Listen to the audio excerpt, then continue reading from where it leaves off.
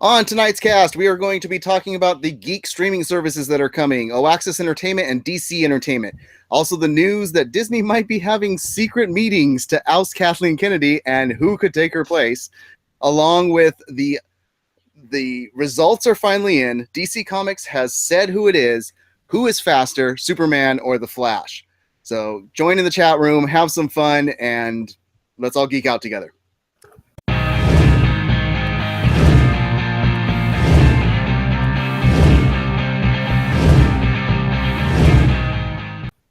Hello, all the geek enthusiasts and nerd aficionados. Mess 5150 here with MaliceCast Live, Season 2, Episode 25. Thank you for coming back and being a part of the show. We enjoy you guys being here. As always, you have me, Mess 5150, as your host. Tonight's co-host with me is the Big Papa Matt. How goes it, sir? Hey-o. It's going great, man. How are you? I'm fantastic. You should And be. I know you're doing great once I talk about what I've been geeking out on, or what I will be geeking out on. So good. Yeah. So much good. Also on the cast, late, but here, we have Masonic Vader. How's it going, guys? Thanks for hanging on and waiting for me to get there. Well, we didn't wait. We went live and hoped you would get in on time.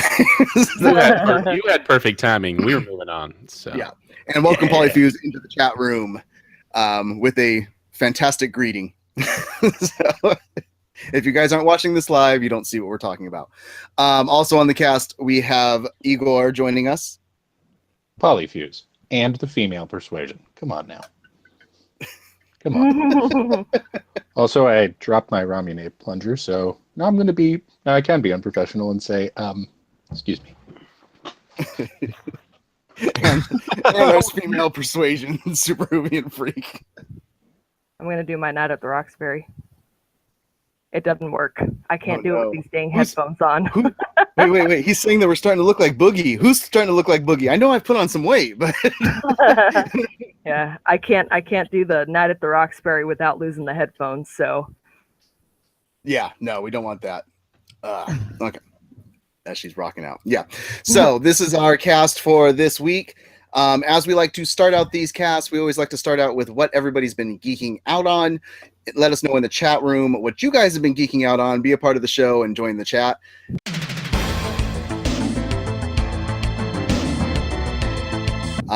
Myself personally, not much I've been geeking out on. I know what I will be geeking out on after this cast, and that's these two lovelies right here. I got me some minis, NES Classic and Super NES, and I'm super, super stoked and excited and ready to end this cast so I can go play these.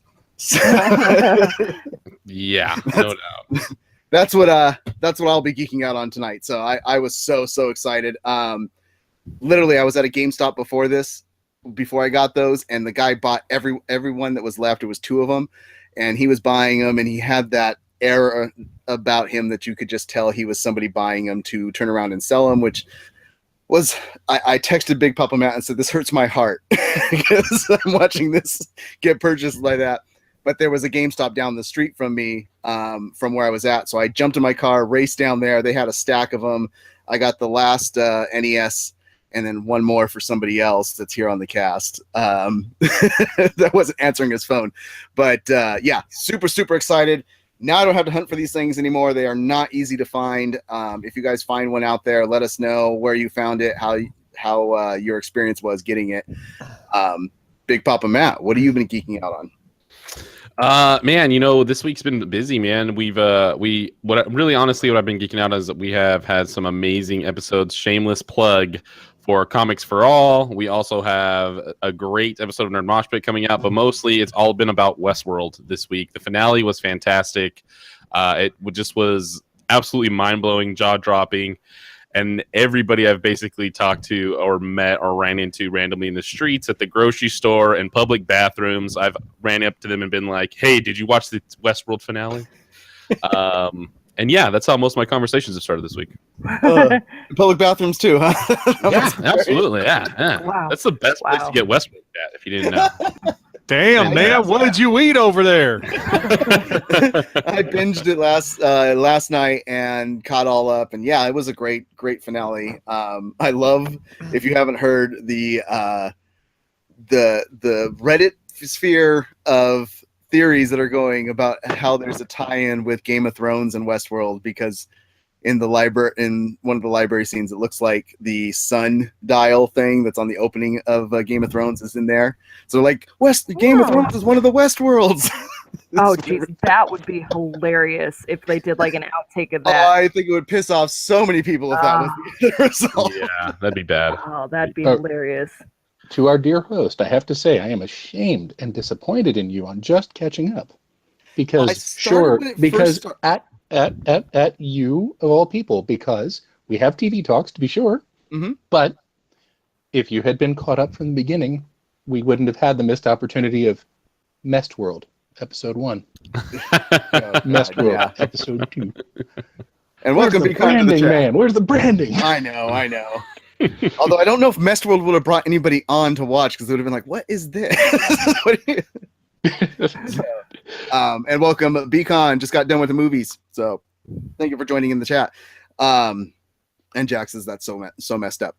But yeah, no, I wanted to do a whole chat about Westworld, but I didn't know if everybody was fully caught up, so we went to other things that are going on in the news instead this week. Since you've been talking now, Igor, what have you been geeking out on? The amazing 2D adventures of Lord Shax and company. And not to follow a shameless plug, but my God, Comics for All has taught me that comic book artists have an amazing Twitter game.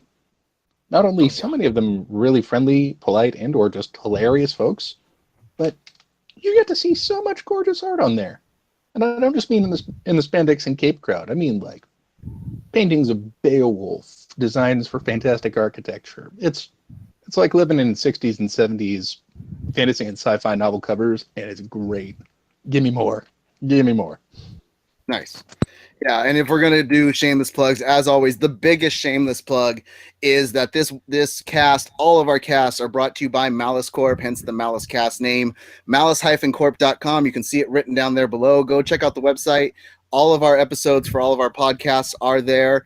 There's video links as well if you don't always want to come back to Twitch to watch and stuff like that. But yeah, definitely go check it out over there and see what other great podcasts we have that are being put out there for you guys. Masonic Vader, what have you been geeking out on? Well, it's been a fun week with wrestling as I do the podcast with their Mouse Mac Talk. There was a lot of great stuff going on there. Shameless plug. I guess I'm keeping with the theme.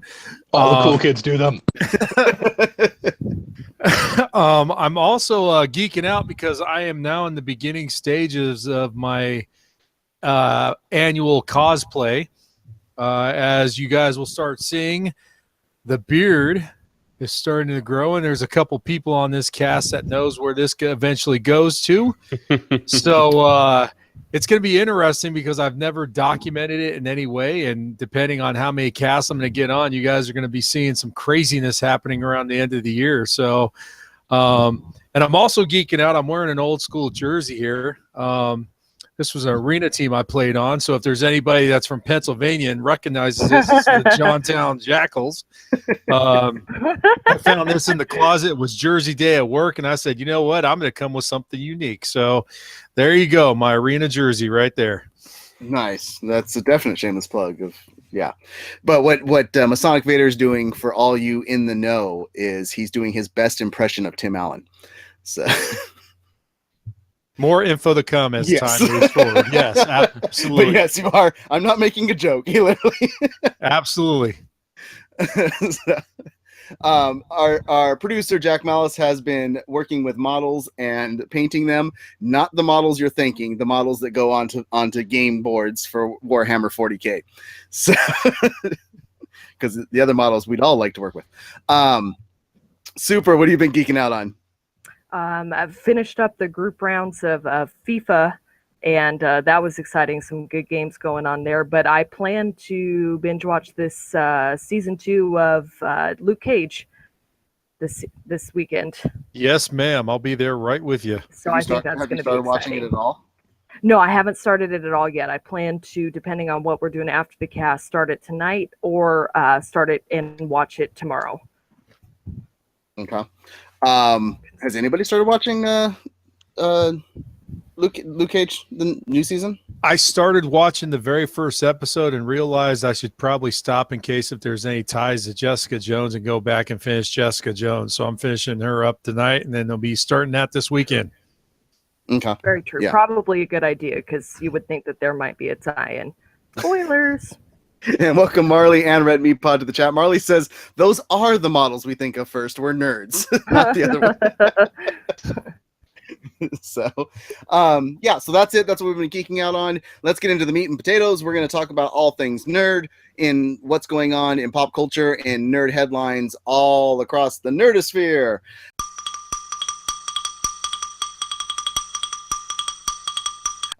So the first one that we want, a subject that we want to get into is having to do with streaming services. Don't groan. I know everybody is sick of hearing about all the streaming services that are coming and how they're not going to pay for another streaming service and all this stuff. There's some really interesting ones that are being put together.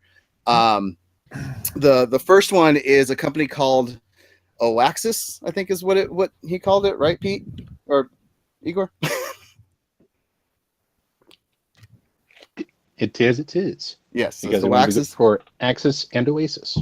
Yeah, so by Butch Hartman, who is very well known in the animated world, especially Nickelodeon. He was there for 20 years. He gave us shows like Fairly Odd Parents, a couple of others, and he had just left Nickelodeon not too long ago.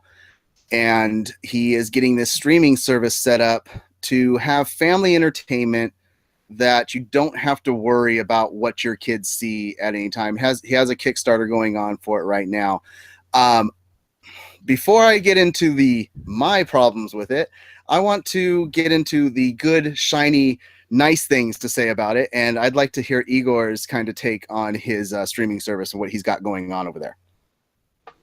My friend, I'd say let's get a back and forth going here because both sides of the coin are equally important. Especially, like you said, with how many streaming services are just flying out all over the place these days. But is where, as you pointed out before the camera started rolling quite fairly, where corporate can really get in the way, and even just company size. He's not only got, like you said, a really long track record in the animation and entertainment industry. He actually goes back as far as it was either an American Tail or Fievel Goes West. Worked on Pocahontas, Johnny Both Bravo. fantastic movies. Give him the lazy eye. Give him the lazy eye. The old lazy eye. He was even on Family Guy, and his whole point, and to expand a little further on your point there, his whole point is not only just to not to create another streaming service, but to make one that is family friendly, not just kid friendly, because on the one hand, you get so much just like graphic violence these days, which can be appropriate, but not if you're in elementary school or or kindergarten, and even sexual or drug content, that sort of thing. And at the same time, if you look at the videos he's put up on his fundraiser and on his YouTube. His other point is family entertainment has been so freaking bland and condescending to kids and parents for so freaking long. I don't even have any kids, and I have to say, oh my word, this makes Bugs Bunny sound like Shakespeare. What is this nonsense? What's going on? Yeah, and that's the other part of his point is just that's got to stop. It's actually got to be. We've actually got to put some effort into it for the family, not to just churn something out. Yeah, I agree. Some of the key points. So his most recent video about this, and he had his Kickstarter, but his most recent video, he came out talking about how he was going to put this service together. One of the things that he stressed in it was that when you have a network, you don't have anybody to talk to. You don't have anybody to give your thoughts of what shows you want to see, what you want to see, which there is that stuff out there. They do have focus groups and things like that, but you're not talking to the person in charge. And he said that the whole thing with this is from his fans that he's making this service for. So they will be able to interact with him directly and tell him what they want. I think it's a great thing to do, but I don't I don't see how you can actually fulfill that. He kept talking about 750,000 strong on my YouTube channel. You can't please everybody. No, you And can't. that's, I mean, does anybody have thoughts on that, where it is something that you think that he could do that? He could make it so that he, pleases all the fans and brings them what they're looking for. I just think he should join up with something like Verve, like VRV. I'll put it in the chat talking about it as well, but it's kind of like an aggregator where you get an app, you have an online app through, you can get on Apple iTunes, on your Apple TVs, your PlayStation, all that stuff. And it's really cool because you can either create an account for VRV where you kind of subscribe to it all as a whole, or pick individual pieces like Geek and Sundry, Rooster Teeth, Crunchyroll, Funimation, Movie, like all of that is on that VRV. VRV even has some of their own stuff as well. That's where you can actually get Dan Harmon's his D&D show now is on that VRV. So that's the only way to really get that as well. And that's an awesome service. Yeah, I never even heard about that. That's kind of cool. Yeah, and I think you should just join up into something like that and bring animation into that, because there's already some great stuff on there. I mean, why not build something like that even better? I think that's killer. Yeah. Well, if we're going just on the animation part of it, I would agree with that. But let's dive deeper into this. So he talks about, like, here's my Kickstarter video, and his Kickstarter video shows the family and the parents covering the kids' eyes because of all the terrible things that you see on TV. And he steps in. He's like, does this look familiar to you? I'm going to bring you a network where you don't have to worry about this. He talks about how he talked to an 8-year-old kid that had seen The Exorcist and said it was his favorite movie, and that shocked him. And in this day and age, that doesn't shock me. But he said that the child had to be so desensitized to actually like The Exorcist, and I don't know about that. I guess so. Yeah. But his big thing was, he said he was going to make this network that's going to be family-friendly entertainment that's not going to have any of the negatives that are in the other networks. And not only are they going to have cartoons, but they're going to have dramas and sitcoms and sports and the animated series and reality shows and news. And that's where, right there, that's the one where I was like, okay, pump the brakes, because nothing but family-friendly entertainment, but you're going to bring news. That's a hard sell to do. Actually, I can give you a great example, not connected to Butch Hartman or Nickelodeon, or he's now back with Cartoon Network for his day-to-day job, you might say. But Mike Rowe of Dirty Jobs, formerly on the Discovery Channel, he's actually got a really awesome podcast of his own called The Way I Heard It, and he talks about everything. And I mean, Benedict Arnold's treachery in detail, how exactly that came about, even from how he got the battle wounds that led him to that. But he doesn't make anything unnecessary. He even professionally and as an engaging storyteller edits out stories that would have really graphic violence or lots of profanity, and it's still just super fun stories. Mm-hmm.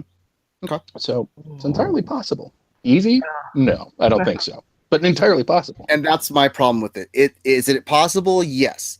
But to promise all of this up front, you never hear from him saying this is going to be hard.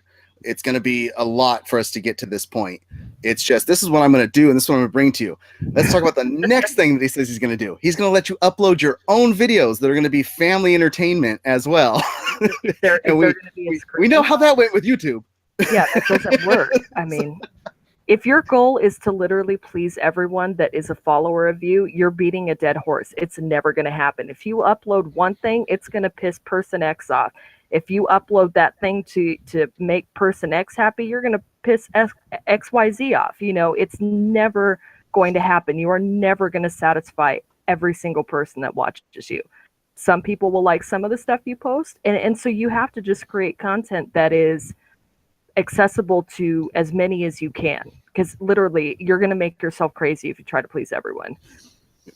I think he might be, to kind of jump in at the end here, I think he's trying to cater to that group, that family, that Midwest family, the people think that the television's violent and movies are violent. He's catering that, so he's dropping the bomb early enough to sit there and say, hey, look, this is what we're going to have on there. So if you don't want to watch Sesame Street or anything consistently nonstop, or if you don't want to watch any type of action in movies and stuff, don't go to my channel.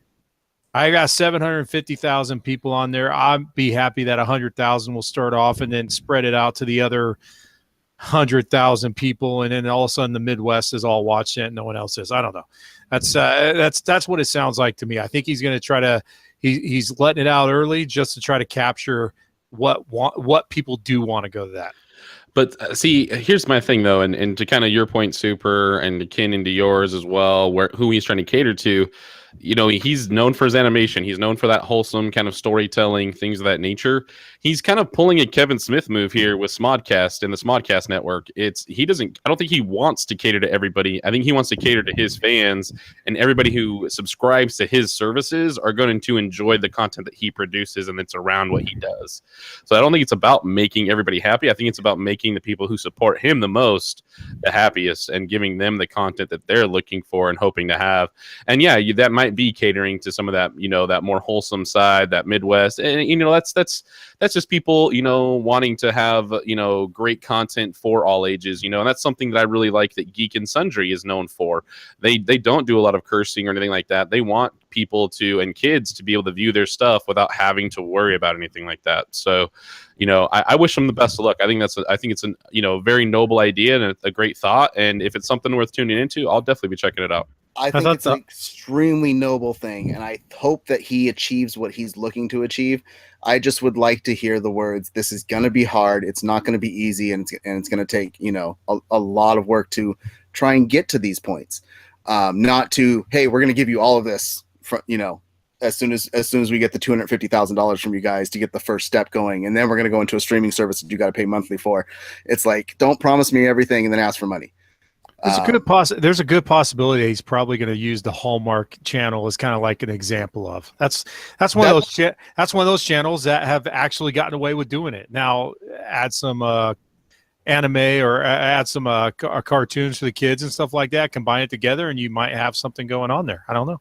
Yeah, and he does bring great content, and his heart is in the right place, and he has a charity that he works with that he runs and stuff. So I think he will do everything in his power to achieve the things that he wants to. It's going to be a hard endeavor, but if he does, awesome, because that's something that does need to be out there. That thing that, his whole thing was bringing the family together and stuff. I don't know how you do that with a streaming service, because people are still going to be just sitting on their phones watching what they want to watch.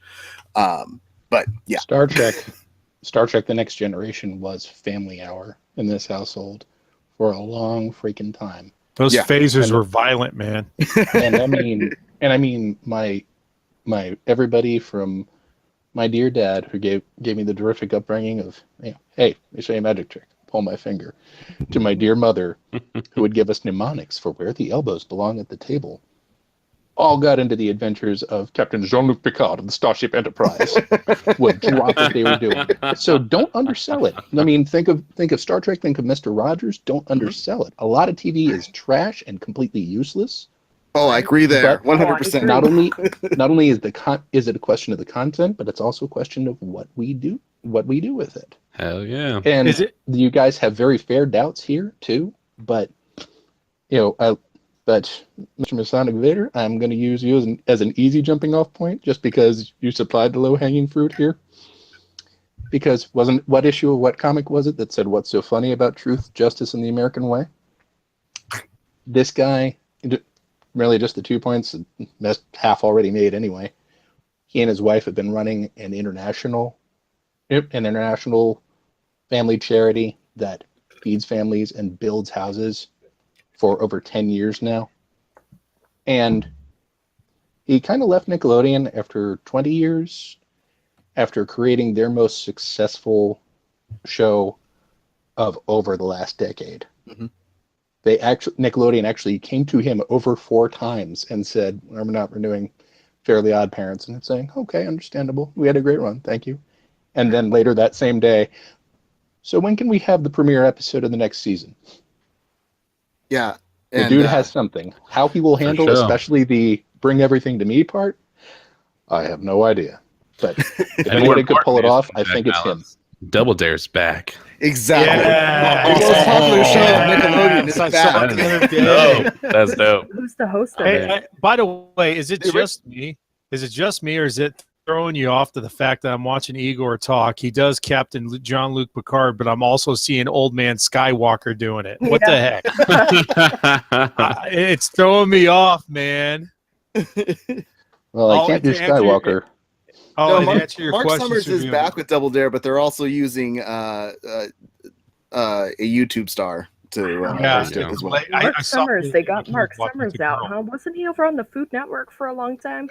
He was a For producer. period of time. Summers is everywhere because He he's is, dude. everything that you want on TV. Yeah. But move Mr. on Vader, to- you were saying? No, I was. They said it. It was. There's a young. There's a lady that's hosting it, and he's in the background, just adding some commentary and Yeah. whatnot. Yeah, Yeah. she's hilarious on YouTube. She's been somebody that's been an up and comer for a while. I can't remember her name right now though. Yeah, let's move on to the other streaming service that we wanted to talk about, and let us know your thoughts on Oaxis. Oaxis, Something like that. interesting name, yeah. If you think that it's something that will succeed, if you think that it is going to be something that's really hard to do, or if it's something that you don't want to put your money towards, I'd love to know everybody's thoughts on that. And in the comments, Jack Malice, our producer, did let us know that he can please everybody. So, $5. So, the other streaming service that's coming, that's been talked about for a while, and we got little tidbits, but now they've given us a lot more on what's coming with it, and that's the DC Universe streaming service. So the first thing that we had learned about it was that they were going to give us original series. We were going to have a Titans live action, Doom Patrol, Swamp Thing. Waiting for Big Papa Matt to cheer. Young Justice, Outsiders animated, and a Harley Quinn animated series. But what they've added on to this, that's going to come with the streaming service, you're going to get Superman 1 through 5. 1 through 4. 1 through 4, Batman Begins, Dark Knight, Batman Ninja, Birds of Prey, The Flash, Teen Titans, Super Friends, Legions of Superheroes, Young Justice, Static Shock, Lois and Clark, Constantine, the TV show, Adventures of Superman, Max Fleischer, Superman Serial, Superboy, Batman the Animated Series, Wonder Woman 77, along with animated movies. And this is what I think is awesome about this series, this service. Comic book series, 52 Action Comics, Adventure Comics, Aquaman, Batman, Cyborg, Deathstroke, Detective Comics, Green Arrow Year One, Green Lantern, and many more. So the fact that they're including a digital library of comics as well has me super excited for it, because that's something that I could see putting my money towards. I want to know other people's thoughts. Do you think this is something, the right way to do it? Like, give you so much content that you want to spend money on it? Or they even said a news show, and I have no idea how that's going to go, but I'm intrigued. And honestly, I think for the first time, I was about to say Warner Brothers, but I guess AT&T Warner, or whatever they decided to call themselves. Warner Media. I forgot is what already. they changed their name to. Right, Warner Media is finally throwing down the gauntlet on Disney, because all we have on is like, look, we have our Disney library. Like, oh look, awesome movies and comics and new shows. What up? I think it's something that DC needed to do, because they're not getting the punch in the movies right now. And it with all the stuff you were just listing there, are you kidding me? To be able to have my kids sit down and watch, because I've got like 3 DVDs of the Super Friends, be able to go back and watch that, or watch like I've shown him the old Fleischer Superman videos from the 30s and stuff. Man, to be able to watch that stuff, like the entire series and everything, that's phenomenal, because that's some of the best television. If we're talking about television streaming earlier, or just in the last day, that was some of the best stuff growing up watching. And it'd be great to introduce that to another generation again and show you, hey, this is how it started. This is how the cartoons really are cool, not this CGI computer stuff and everything that we're watching with cartoons nowadays. This is how it really goes. And to have the voices, and you start hearing voices, you're like, oh, that sounds like Starscream or something like that. And realize it is the same guy. That's awesome. That's awesome. I'm excited about that. Well, it's finally good plots back. Cartoons today, they're not plots. They're not driven by anything but useless jokes and and crappy one-liners. Back in the day, we actually had cartoons that taught you something or that carried a story through a whole season, like the original Teen Titans and back, and I miss that. The cartoons today, they're garbage, absolute garbage. Not all of them. Gravity Falls is fantastic. Don't ever say anything like that again. Yes. Star Wars Rebels. Come on now, take it easy on the absolutely. yeah. You hurt me. I You hurt my head. cartoons in general, but let's say like the kids' cartoons that we grew up on, versus the kids' cartoons nowadays. Most of the kids' cartoons nowadays, they're garbage.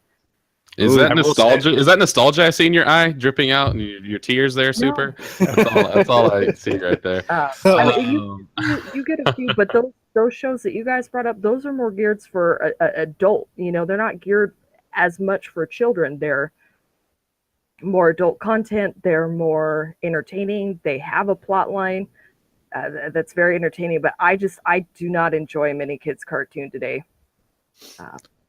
I want to know. It was also cool to hear that you said Wonder Woman 77. So you're talking about Linda Carter television series. Linda Carter, yeah, and that's gonna be awesome. Yeah, that's DC has TV on lockdown right now. I think Marvel can't touch them there, and they're going to their strength right now. Take out the Netflix series right now because those kind of things. We're just talking straight pure TV. Well, leaving some of those Netflix series does hurt Marvel, like the Defenders. Yeah, but they've got TV on lockdown, and go to your strength right now. Go to it, bust this all out. Try to rebuild your fan base for where you're at, and that could potentially go back into the movies. I agree. Thoughts, Big Papa? Because I know you're the. Well, yeah. So, here's the thing. This is a great system to kind of bring everything together. I think all of the big companies should be doing this anyways because it's a way to bring all of their older stuff together. I think Super, you do have a great point. They are fantastic in a big way. So many of these old shows, these old cartoons, things like that. But what's going to make or break this service 100% is their new content, and that's what needs to get focused on. That is the stuff where. I am a crazy diehard Swamp Thing fan, and this will make or break my decision on this service 100%, depending on how that show goes and how they treat it, how they use it, how they work it. And I honestly haven't heard enough names attached to these projects to make me excited about them. Showrunners on the Ash vs. Evil Dead for Swamp Thing. So yes, 100%. But which ones, right? So where are we at? Who are we using? What are some other things with that? You dropped Ash vs. Evil Dead. That's awesome. But what are some? I love. Trust me, Ash vs. Evil Dead is fantastic. Not going to lose that. But once again, who's going to be doing the Titan stuff? That's going to be a continuation of what got dropped at wherever they were going with it earlier in the year. I hope they do it. Harley Quinn is going to be something that's going to have to be really, really big and really, really good as well. Hopefully not Margot Robbie's Harley, but actual great Harley Quinn stories. I would hope they would bring back the voice of Harley from the animated series. Yeah. I think it would be awesome if they did that. Another interesting thing to think about too is I think they'll have a one-up on Disney, and the reason why I say that is because all their stuff is going to be DC. It's all just their stuff. It's what they've always done. There's no spinoff. Disney's going to have a problem because they're going to have too much content. You're going to have your Mickey Mouse fans, but now you're going to have Marvel, and then you're going to have Star Wars, and they have so much stuff that they're going to try to go on there. I think that Disney's is actually going to be more chaotic at the when it first starts off versus DC's, where I think it might just flow, ebb and flow right from the beginning, because this is all their stuff, not that they bought, not that they've taken over. It's just all DC, and they have a plethora. They have a whole vault full of stuff that their older television shows and everything we just talked about that they're going to be able to start with. And then to Matt's point, man, I really would be interested in seeing what kind of new stuff they could bring in, because I would love to jump back in and seeing Batman anime series, something as good as that, brand new though. 100%, yeah. Their backlog, their back catalog of stuff is already going to put them head and shoulders above a lot of other services. I mean, purely Batman anime series, and Arlene Sorkin was the original voice of Harley, I believe. So I think so, yeah. Killer voice actress there as well. But no, here's the biggest thing, and that's who you strive to be, right? Like Disney is the top of the mountaintop there. They are the top. That's who you're going to go after. That's who you're going to strive after. That's who you're going to want to take out. But that whole service is, that's going to be something other level, because we'll see what Disney has to drop at D23 with that. That's going to be other level right there. But my biggest thing is I want to know what DC is going to do and who they're going to do the crossovers with. They're going to use all of their materials. Are they going to pull from places like the Turtles with IDW stuff, that they're a part of there? Are they going to pull into Hellblazer and pieces like that? I just want to know if they're going to use all of their properties or just the DC logo. Yeah, I have no idea. I think it would have to be as it moves along. But we got some great comments going on in the chat room as well. Jack said that Super has a point with the look at the original Transformers versus new versions in terms of reboots over and over.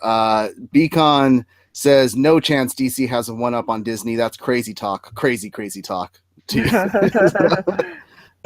This is the chance for Vertigo comics, though, and Vertigo items and IPs to get some great love. We've talked about the Sandman motion picture trying to get done for years now. Mm-hmm. That would be an awesome animated feature, and doing a short story off of that through this service. I think that would be killer if you were able to pull someone in like Neil Gaiman or somebody like that to do this kind of stuff. That would be over the top great.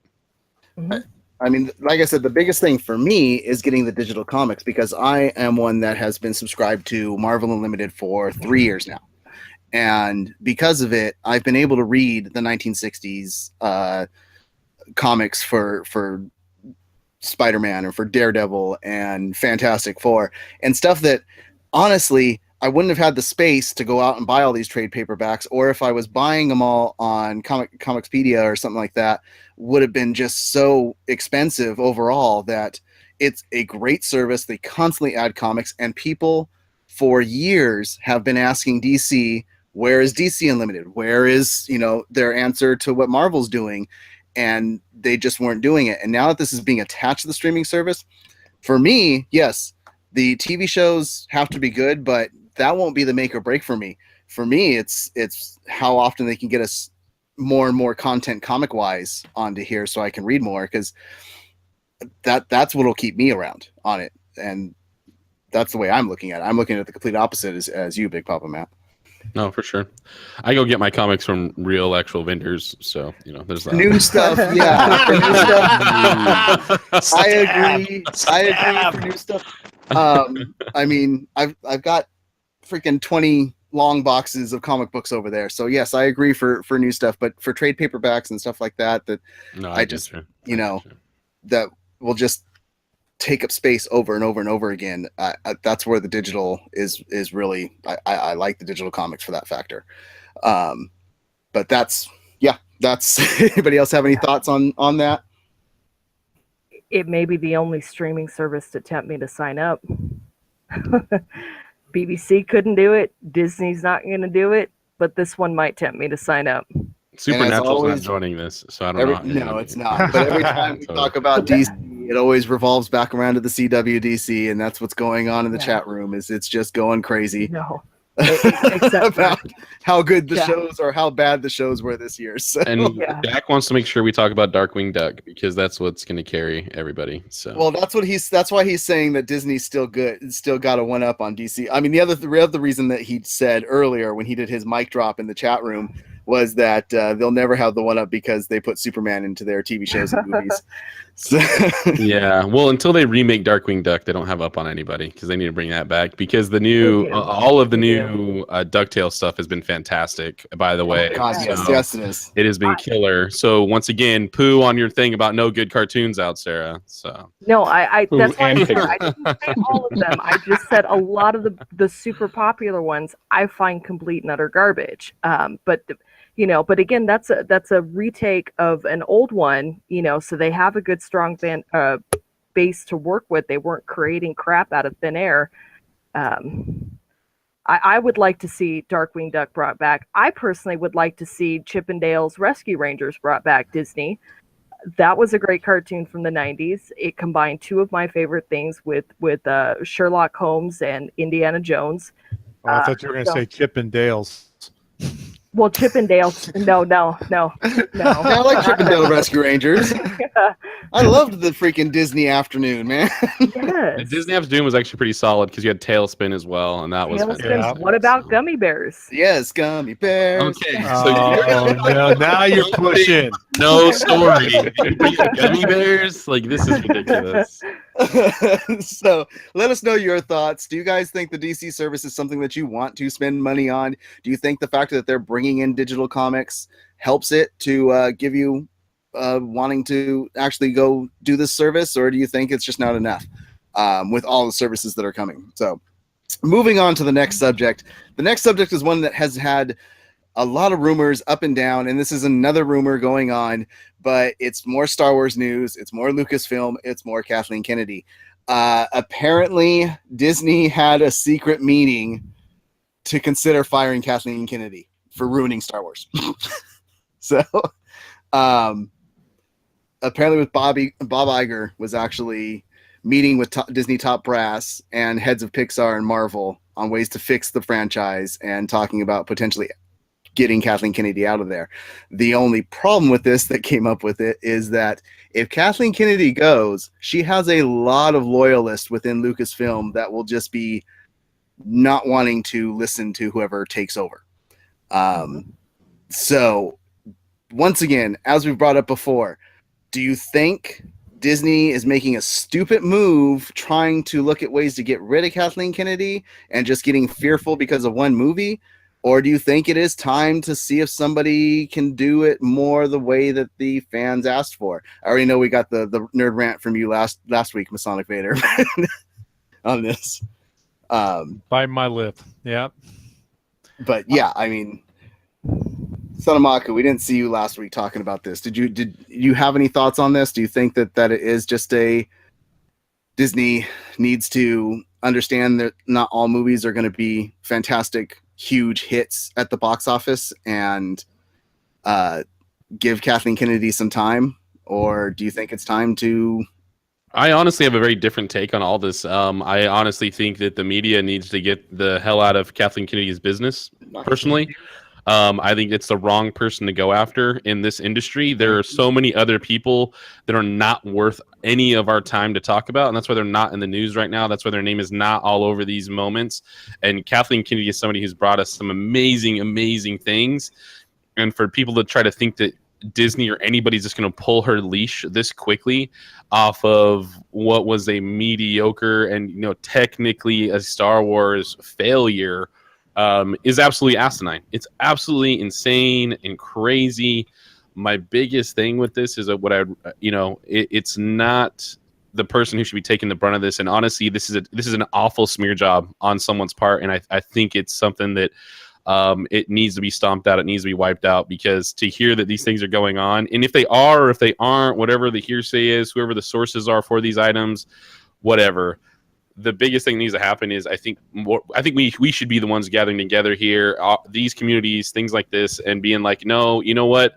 Let's give Kathleen the benefit of the doubt here. Let's give her more ways to push forward, because when they let her have free reign, we have got nothing but amazing, amazing pieces from her. So, you know, for people to try to sit here and try to create a public pressure, you know, if this is some kind of evil agenda afoot out here where they're trying to create a mob of, you know, things like this. And honestly, it's that whole thing about the internet in general right now. You can have a very vocal minority sound like a majority opinion through the internet right now, and through these services and through these web articles and wherever we're pulling this news from.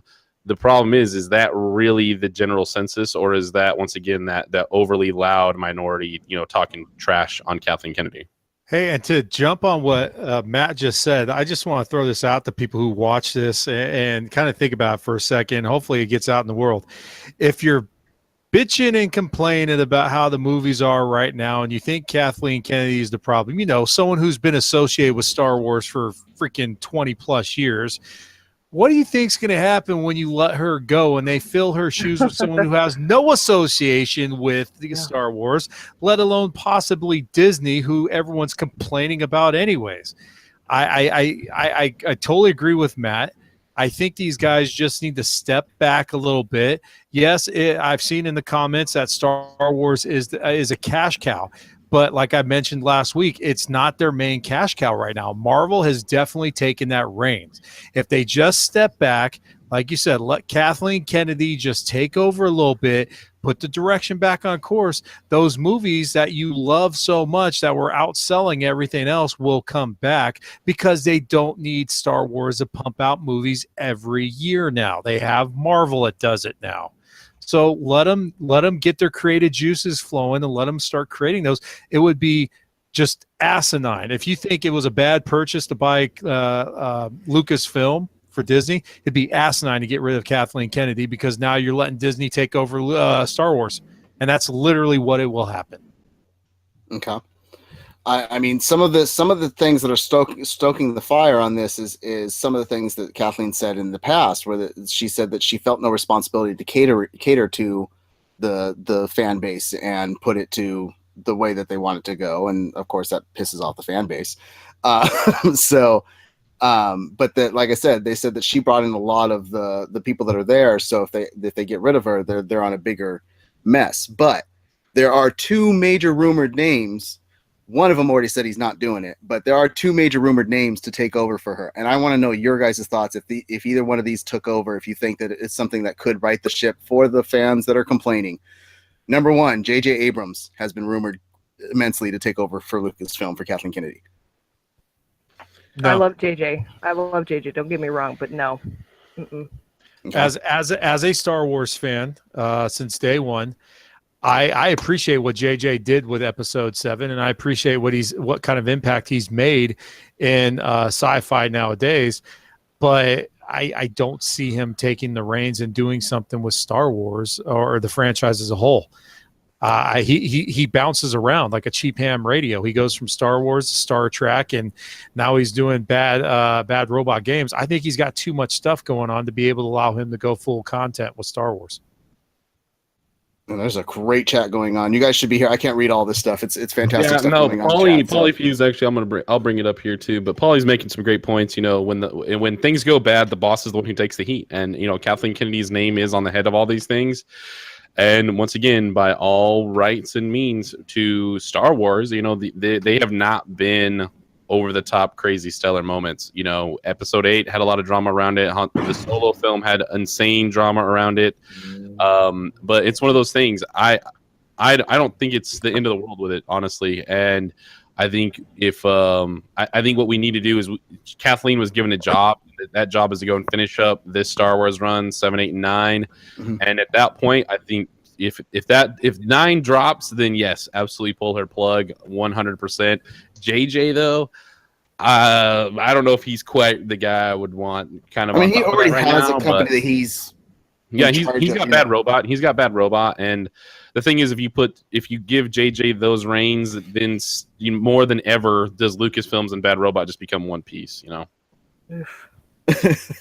Jack is 7, 8, 9 will always be better. Jack says he agrees with you, Masonic Vader, and feels so dirty for it. We may be need to hire a new producer at the end of the night because I think ours is about to die.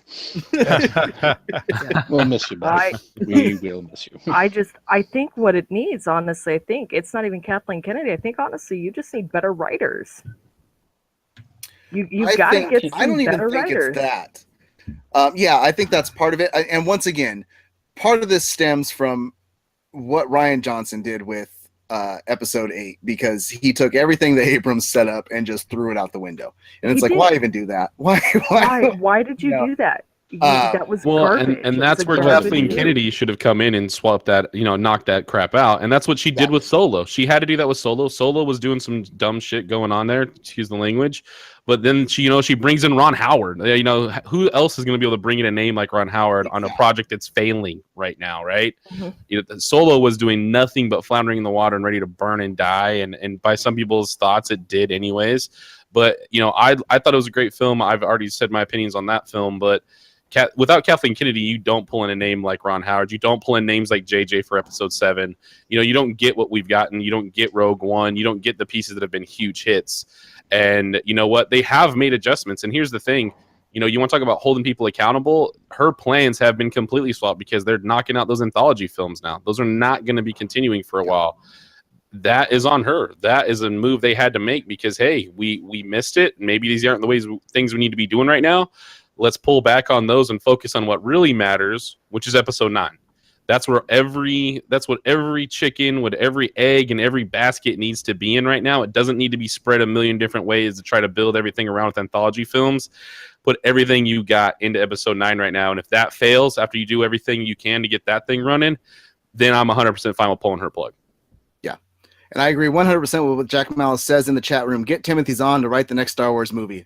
I am on board with that. I love Zahn's books for Star Wars. 100%. So we need a Thrawn movie if they're going to do characters that people don't know about. If they're going to go away from episode 9, which they're not going to, like you said, they're focusing on episode 9 right now, and we'll see what happens with that. The other name that's been rumored, and like I said he's not going to do it, but this would be interesting for him to take the reins after he steps away from the franchise he has been running, because he says he's almost done with where his thoughts were for this franchise, is Kevin Feige, who's doing Marvel.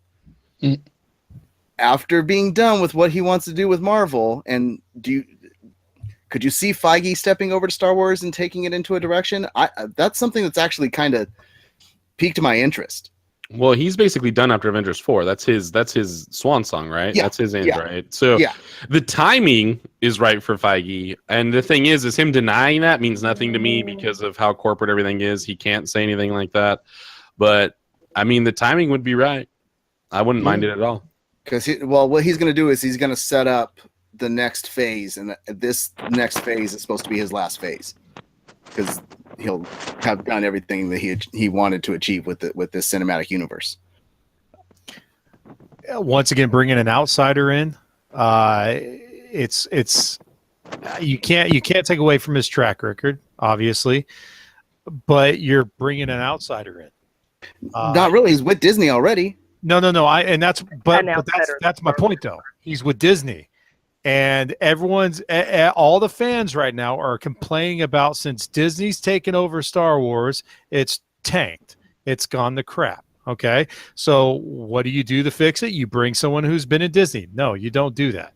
The fans would go, I mean, like I said, you can't argue with his track record. And would he be able to do something with it? I'm sure he would. But at the same time, though, I think it would be better for them to bring someone in who has a track record with Star Wars and the successful part of it. Possibly reach back to guys that were in the original trilogies and just kind of try to pull that from it. Not necessarily try to recreate it, because I mentioned that last week. You can't recreate the originals, but maybe try to bring some of that back. Bringing Feige in is all he's going to be doing is he's going to be taking what he's done with the Marvel universe, which has been phenomenal since day one, but it's not Star Wars. It will never be Star Wars. And to try to mash it together, I mean, unless you do a Marvel, I mean, they've done those in the comic books, but it's not going to happen. You got to pull from the family to make it happen. Okay. Which Jack brings up, the original people from the original trilogy are all dead or retired. And Retired. I don't know. A hard one to bring. I knew that was coming. And here's the problem: is she was somewhat there from the original family, because she was handpicked by Lucas, and she helped out with a lot of what they were doing in the last decade with the films, or 20 years. So maybe a fresh set of eyes or a fresh mind on it that's a fan of it. Okay, let's take this in perspective. Rogue One, a lot of people have said, is one of the best Star Wars films they've ever seen, if not the best, rivaling Empire Strikes Back. That is taking somebody that is a director that just had a huge love for Star Wars. Wasn't there part of the franchise or anything like that, but that director just loves Star Wars. He is a huge fan. On his 30th birthday, he went to where Luke's house was in the desert to drink blue milk by himself. He had somebody drive him out there. So maybe sometimes it's get that talent, somebody that has that talent to create a great film, that has a love for this franchise, and let them start directing things. I Absolutely. think Beacon has a better point. Maybe just bring in a partner, bring in someone who has that love, and have the two of them collaborate together, and just don't have one showrunner. That might be a Have great, the yeah. established, Look at the original trilogy. Who was that written by? Not the Lucas did not write all three. Nope. Pecan says Kevin Smith. I'm on You board. stole my thunder, Beacon. That was my third. But I think Dog.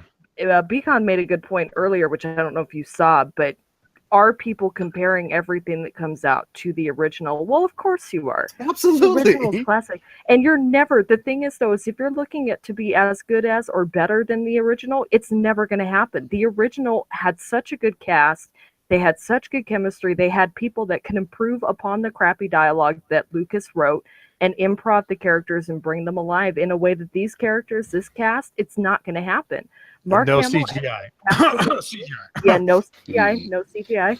So you weren't relying on that to make a good movie. And that's no offense to this cast. I think they're a decent cast, but Mark Hamill, he didn't have those people to play off of and make magic like he did with the original, with Carrie Fisher and Han Solo and Lando, because I can't remember the actor's name at the moment. And Billy D. thank you, Billy Dean. I'm like, gosh, I know. Not And Billy Dean. Billy D. It's not Jimmy Dean sausage.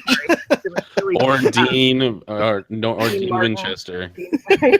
No, I went Dean Martin, sorry. But that it's not going to happen. That magic and this cast, they're good pieces individually, but they just don't make the magic like the original cast did. And by the time we're getting to episode 9, if it hasn't happened by now, it's not going to magically happen in episode 9. And yeah, you're absolutely correct. And that's the thing, is the original Star Wars came out of nowhere. It was a surprise. It was, and you'll never get that again, because now it is such a huge franchise that it'll be nothing but focused on and picked apart and loved or hated. It's just not going to get the magic that it had for the first original trilogy. Yeah. And to tie what everybody's been saying together, really, nobody's going to be making the magic all the time. Nobody is. Oh, it sucks since Disney got it. Midichlorians, the Ewok movies. There you go. Nobody's I have going to the make Ewok magic. movies on DVD. I enjoy them too. Although not That doesn't everybody mean makes they're good good. decisions. So. Doesn't mean they're good. It does not mean they're good. We'll just trump that and just say holiday special that no one knew existed except for the one guy who watched it on TV, me. People talk about that more than the Ewok movies. my Well, friend. and the thing is I think we honestly need to bring some, and we talked about everybody needs a partner, but bring some different chefs into the kitchen, man. Some of my favorite Star Wars stories, during all of this were actually the anime Clone Wars films that came out that were kind of the bridge fillers between episode 2 and 3. Some of the best stories, the best movies I think we've had in Star Wars for a long time. I'd put them up there with anything, but they're not technical canon or anything like that because they weren't main pieces, So I think they're fantastic. I love those stories, and one of the things that makes Star Wars so great was they're all the anthology stuff that came after the movies, because we were waiting for episodes 1, 2, and 3, or 7, 8, and 9 to eventually come out. And I think one of the big mistakes was just wiping all that stuff from the universe and just wiping that stuff, clean, and saying none of it exists in these worlds where we had a really great chance to pull from. And that was really surprising for me, especially because Disney, Lucas, and Marvel were all there, and Marvel is doing so good pulling from comic books. Why wouldn't we try to do the same thing with Lucas and try to pull from some of those anthology stories that came afterwards? Anything Mando War, anything Yuuzhan Vong, Legacy of the Force would just be fantastic to see on the big screen.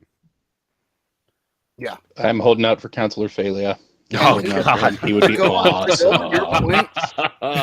To go on your point, Big Papa Matt, and to coincide that with Masonic Vader's point, Dave Filoni, he's not the animated series are done. They're having a 10-year anniversary for it at San Diego Comic-Con this year.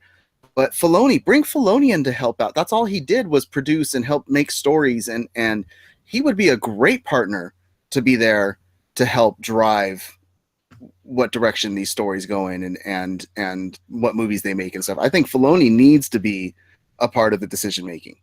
I think if Peter Disney, Jack. I think if Disney just lets Kathleen Kennedy do her job. I mean, I get it. They bought it. They want their return investment. They're going to sit there and say, "We're Disney. What the heck? Why are you even like questioning me?" But Disney was always, yeah. That's why. But then the thing is that if there's any one challenger to Disney's might, has always been Star Wars. Star Wars has been that one challenge to Disney. And they didn't have everything that Disney have. They didn't have amusement parks. They didn't have a plethora of cartoon movies that people grew up in and love and still watch to this day and just worship. They had one movie that turned into three that eventually made what it is today. And that's where I just say, if it ain't broke, don't fix it. Let Kathleen Kennedy get the full range. You guys just watch her do what she does and let her pull in the characters and let them pull it out, because that's how they're going to be able to do it. She's not going to be there forever. They'll have a successor show up, and that'll happen. But just let them do their job and get your hands out of the freaking Kool-Aid for right now. Let them fix what they created. That Disney and their almighty power, wisdom, and freaking dollars messed up. They messed it up. Mm-hmm. They tried to put their influence into it when it didn't need it. Beacon has said over and over again in the chat room that just drop everything and go watch Hearts Beat Loud. So, stop complaining about Star Wars. Go watch Hearts Beat Loud. He's get on to the next conversation. Hearts Beat Loud is best movie of 2018. Just saying. Let's talk about our last subject. It's going to be a quick one, but the answer has been made. The question that was always on people's minds when it came to DC Comics, they even referenced it in Justice League, was who is faster, Superman or the Flash? Can I just throw this out here, because I know I'm going to shock the crap out of people. Thank you for that answer. I'm the Superman geek here, but Flash is the fastest man alive. He is the fastest man. I agree. It's not Superman. Well, that's what they finally revealed. Flash 49. Both of the Flashes, Wally and Barry, were running like crazy through all these different things going on, and Superman straight up said they're going too fast. He can't keep up with them.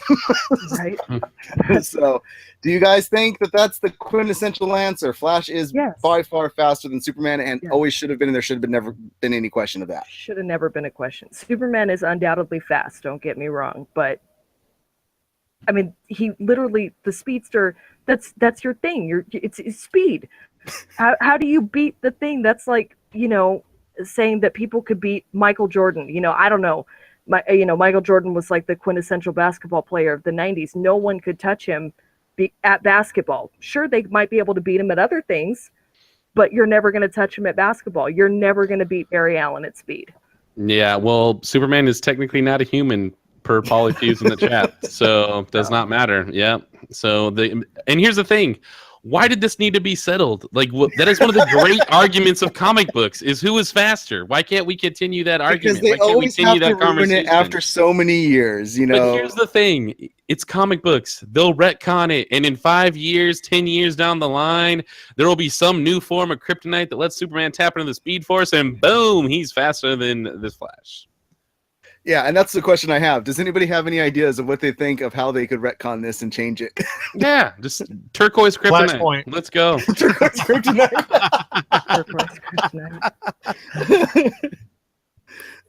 And Jack says that is why Superman sucks. I'm not denying that, but he also, he needs kryptonite. So.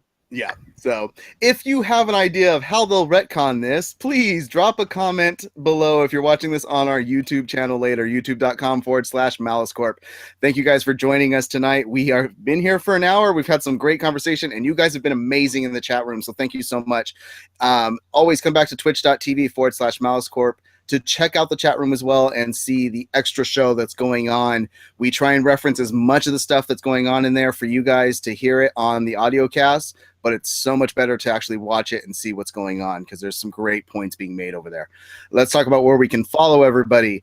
Mr. Masonic Vader, where can we follow you?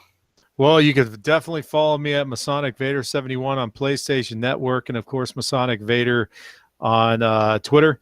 And I'm going to just shamelessly plug one more time Smack Talk, Malice Smack Talk.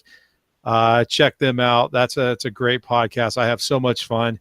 As many times as we try to get in an hour, it always ends up being an hour and a half. So check that out. It's a fun show. Yeah, especially when they're recording till 1 a.m. last night. It was and the fun part about it is all of us got like 3 or 4 hours of sleep the night before. So it was like, yeah, someone's like drooling on the mic. It's awesome. That'll come out this weekend. Igor, where can we follow you outside of MaliceCast? I'm part of the Comics for All's All for Comics team on Twitter, twitch.tv, Harris_Doubleton. And so far, liking it that way. Awesome. Also, it's going to come out that Flash was using performance enhancers. Thank you for that. And Super, where can we follow you? Follow me mostly on Twitter at Super Heavy and Nut. I'm always on Twitter talking. Right now, I'm promoting some stuff for if anyone wants to go buy some merchandise to support not ending Alzheimer's, because obviously I don't think we could ever end it, but supporting and donating money to a research cause that helps further the research of Alzheimer's and dementia. I'm posting stuff on there. You can buy some t-shirts, beanies, bags, all the stuff on there through the David Hayden Jones campaign version 2. So nice. And Mr. Big Papa Matt, co-host extraordinaire, where can we follow you? Yeah, absolutely. So check out, first of all, these Twitter handles for @NerdMoshPit, @QuestForMovies, and then also @AllForComics. You can find me there. All those are fantastic shows as part of the MaliceCore family of podcasts. But you can also follow me, the Big Papa Matt, on Twitter. You can also follow me at Son of Mako on PlayStation Network, as well as on Snapchat. But I have a new one for you. Hit me up on my friend's code on the Nintendo Switch, everybody. And that is SW-3798742-7112. If you didn't catch it the first time, once again, that's SW-3798-7420-7112. If you want to get beat down in some Mario Kart, Mario Tennis Aces, anything of that nature, I will gladly oblige and ass whooping for you. Sounds like I was about to say, it sounds like a freaking failed stormtrooper name. Pretty much, yeah, that's exactly what that was. Yeah. Econ says, "Go watch Heartbeats Loud." And hearts beat loud. If you want Hearts to beat follow, loud. okay. If you want to follow me, you can follow me on Twitter at @mest_MaliceCorp or on Instagram at mest5150. Follow our producer Jack Malice at Jack_Malice, and follow the entire channel at MaliceCorp. If you guys want to help us out, as always, head over to malice-corp.com. Any of the Amazon links there. If there's something you're planning on purchasing from Amazon, by going through those links, we get a little bit of back from it. You still get what you need, and it helps us out with paying for the website and things like that. Or if you want to follow us, hit that follow button up there on the Twitch channel and come back and be here live when we talk about everything. Or you can subscribe to the channel if you have Amazon Prime. That means you have Twitch Prime, and you get a free 30-day subscription every 30 days to give to one channel. We appreciate you guys. Thank you so much for being part of the chat room. Thank you for watching these casts. Come back on Monday at 9 p.m. as me and the Big Papa Matt are going to talk about the next episode of Preacher. And we'll be back here next Friday for MaliceCast Live, all things nerd, 8 p.m. every Friday. Thank you for coming. You guys keep nerding on, and we will see you soon.